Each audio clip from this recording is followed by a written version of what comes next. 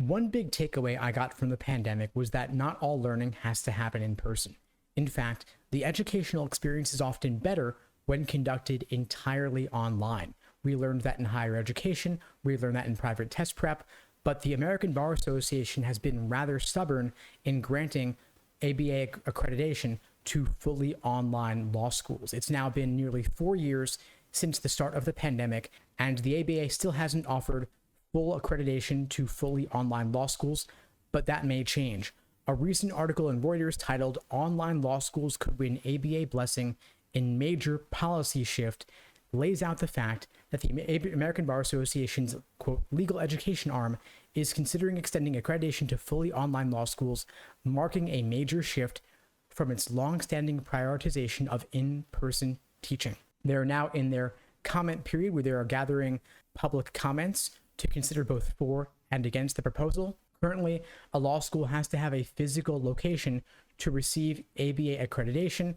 The ABA has allowed provisional accreditation to a number of law schools experimenting with online law school, but most of them still have some in-person component where you have to travel to the law school's campus a couple of times per semester to gather in person.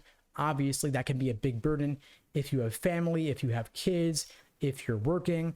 I'm going to share with you now a list of several law schools that have, quote, approved distance education JD programs. This is from the ABA's website. We have here alphabetical order: Albany Law School, Case Western Reserve University School of Law, Cleveland State University College of Law, Dayton University School of Law, Duquesne, University of Hawaii, Lincoln Memorial, Mitchell Hamlin, New Hampshire, Northeastern, St. Mary's, Seattle, South Texas, Southwestern, Suffolk, Syracuse, and Vermont.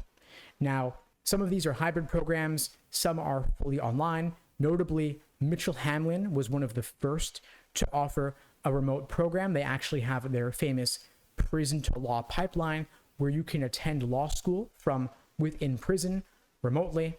Now, of course, remote or online law school is of interest to many folks with the wonders of technology and the pandemic helping wake everyone up to the fact that online education can be better than in person. I remember I was renting office space in New York for my in-person classes. Once the pandemic hit, I figured, wait a second, why am I paying all this rent if I'm not even using it? Let me just move everything fully online. I'd already, of course, been running my YouTube channel for a while. I've been offering video courses for several years and even teaching classes via Zoom prior to the pandemic, but I quickly realized, hey, you know what?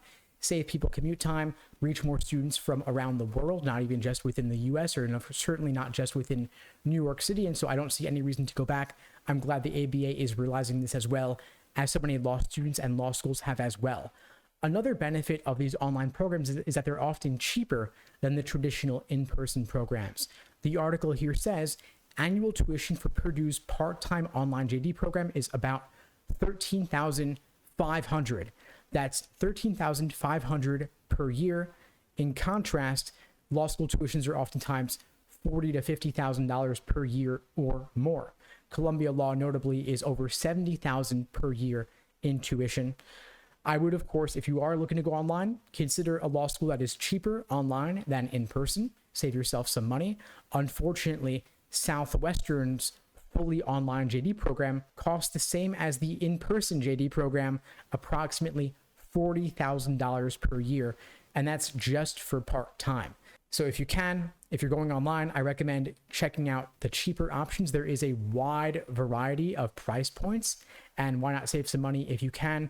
Obviously, prestige of a school's name may matter. In fact, of course, it does matter, but that depends on what you want to do with your law degree. If you simply want a law degree and don't really care where you get it from, there are plenty of cheap options out there.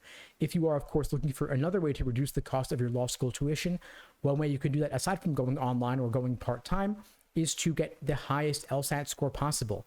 If you can apply with an LSAT score above the medians of the schools you're considering, they will throw scholarship money at you to help raise their status in the ever-important U.S. News rankings.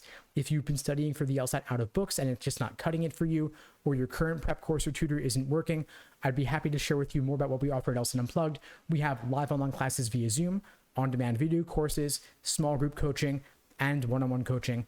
You can check out the links below this video to find out more. and to book a call with me and my team. We'd love to help you out.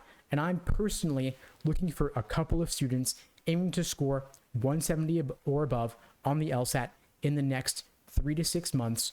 All I ask is that you put in the work on your end first. So if you have, I'd be happy to have a conversation about how we could support you. Again, check out the links below this video to find out more. If you found this video helpful, please do me a favor and share it with someone who needs to see it. Maybe you know someone considering online law school who doesn't even realize online is an option. This video could change the trajectory of their legal career.